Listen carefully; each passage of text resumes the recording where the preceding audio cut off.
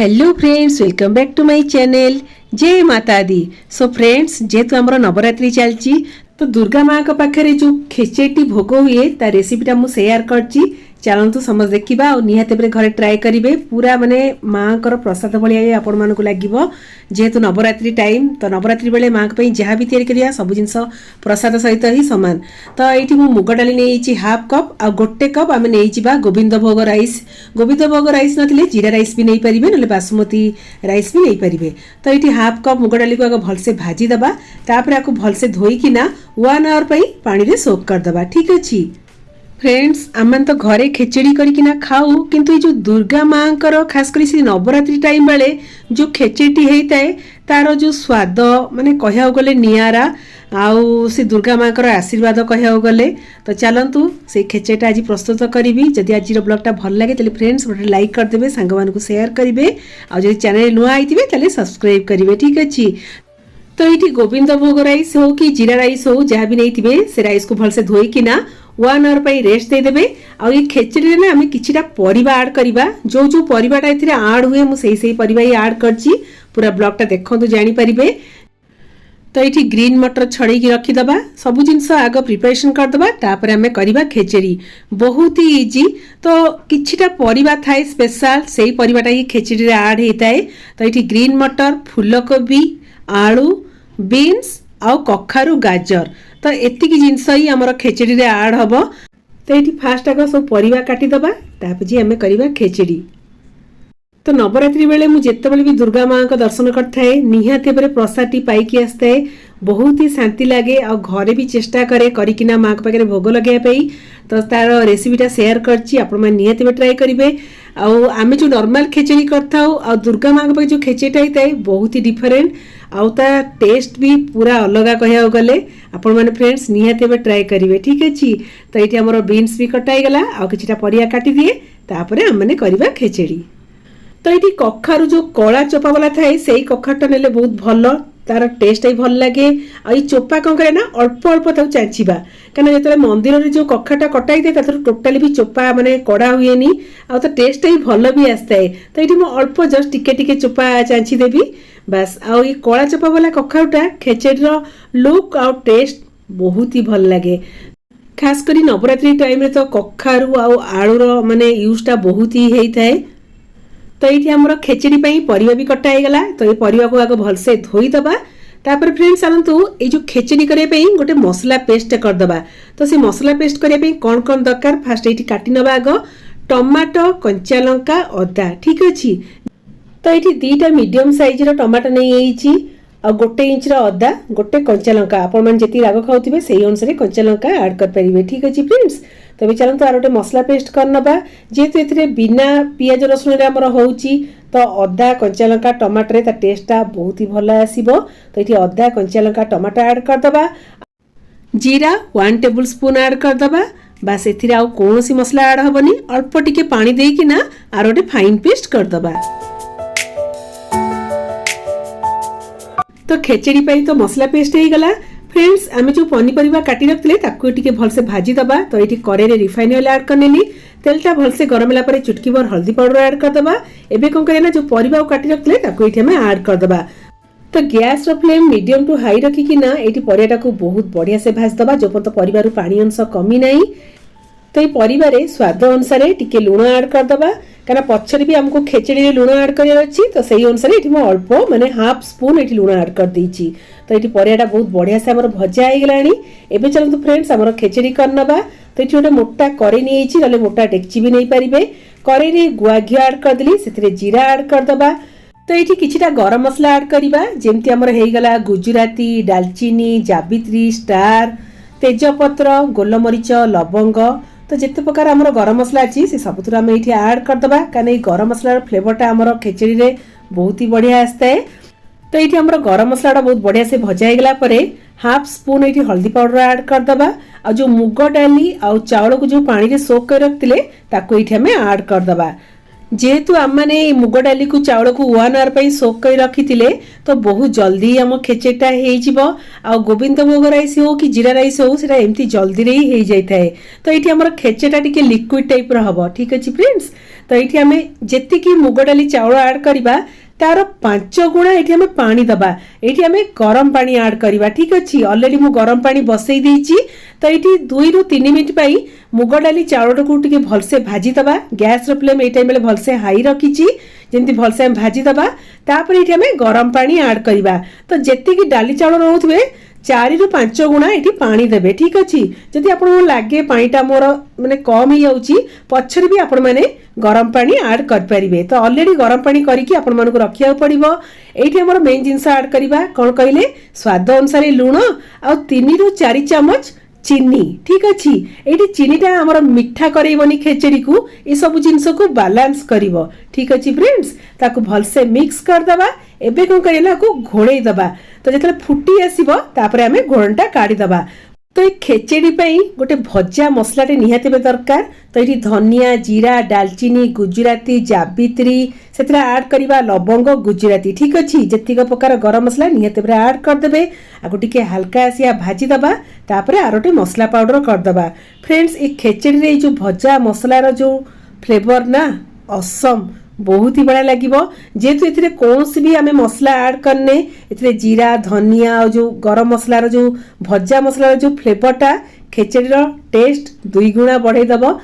तो ये आमर डाली आउ चाउल 50 ରୁ 60% हो आसलानी। यही टाइम बेले आम ग्रीन मटर आउ जो भेजिटेबल माने पनीपरिया जो भाजी रखते ताको ये आम ऐड करदबा।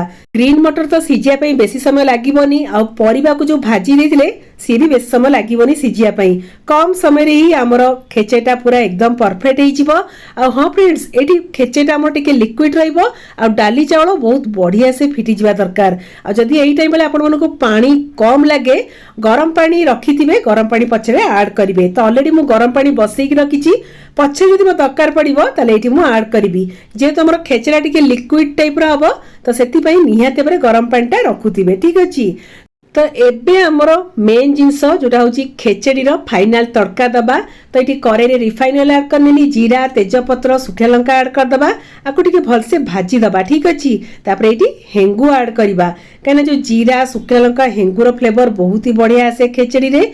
आ किछिटा ड्राई फ्रूट्स ऐड करवा एटा ऑप्शनल जदि आपण भल लगे ऐड करि परिबे। एठी मु काजू आलमंड किशमिश ताकु भलसे भाजी देली।